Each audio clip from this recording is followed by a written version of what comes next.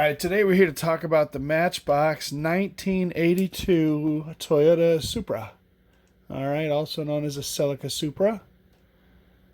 And this, as a child, is one of the castings that I had and was one of my favorite ones because I loved Celicas and Supras. So this one's in pretty good shape.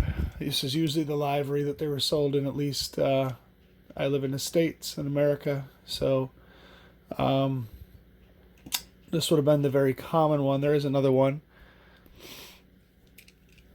and I have one of those, but it's in very, very, very tough shape.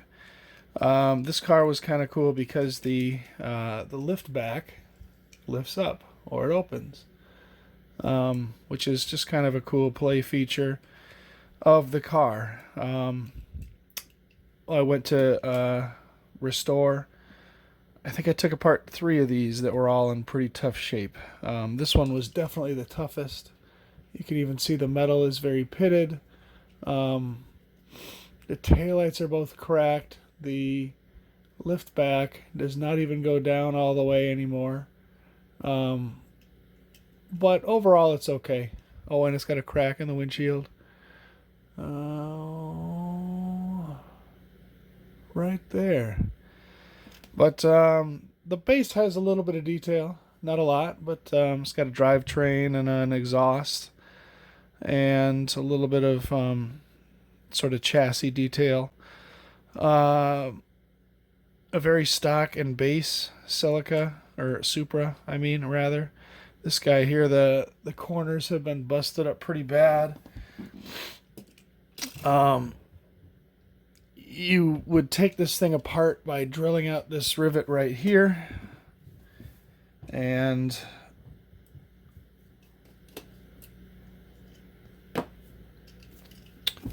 then this will pop open, and the little hook right there will unrelease, and then the interior piece just comes out. It's not attached in any way.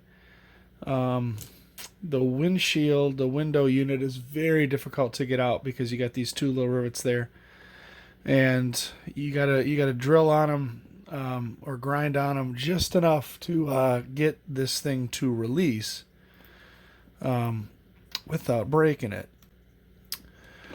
These parts will kind of look like this when they're out. Obviously, it's been damaged because of that, but I've sanded on this one a little bit to clean it up, but I have not yet buffed it out.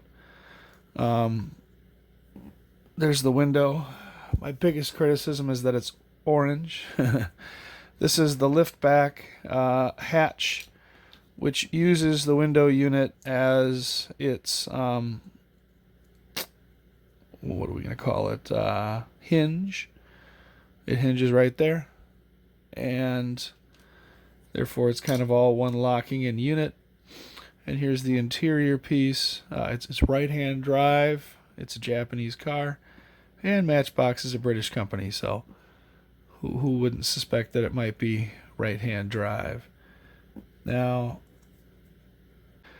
this is one that I was starting to restore. I painted it black. There are a few imperfections in the paint, but overall, I like the black. I used a Tamiya gloss black modeling paint.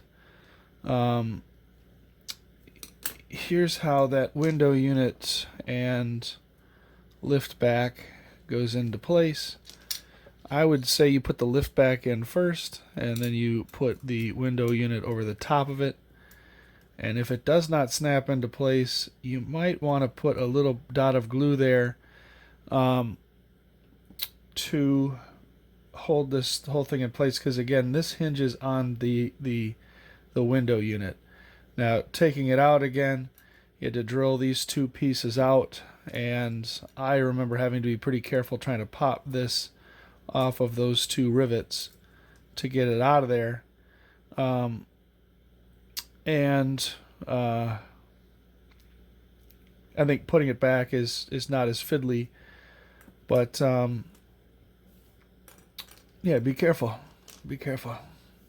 This guy here has one taillight that's broken out on this side, which I guess here in the States is the driver's side.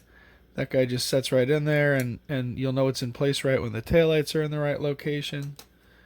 And you just hinge it back on here and put it in there and seal it back together. The wheels, the axles have this flat spring. It's a pretty common Matchbox piece, and they just pop right out. And probably need a little flathead jeweler's screwdriver to put it back in. Nah, I got it in. We're good.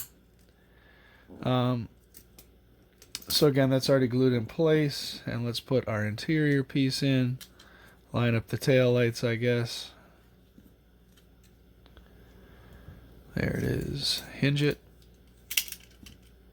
Lock it in place. And I just use a little screw. We tap out the base. Everybody else's modeling channel will show you how to do that. It's really easy stuff. And this is just one that it's kind of really pretty far gone, but I just fixed it up a little bit. So my review of this car, one, I don't really like the tempo. I get that they're made for kids, so race cars are, the thing, and it's fine.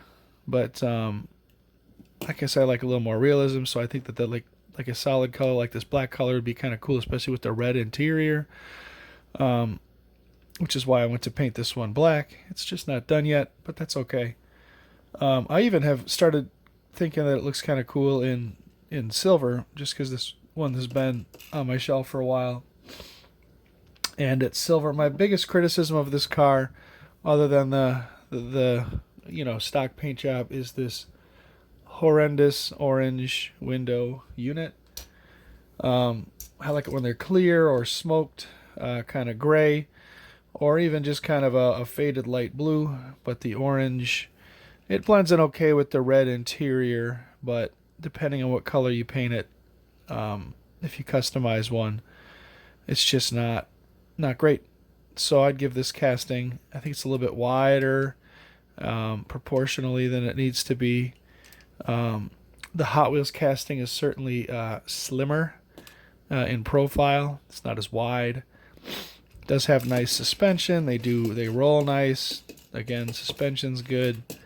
It's pretty durable. This guy here, I don't think I've ever seen one where it's been broken off because it's plastic, so it's a little bit flexible.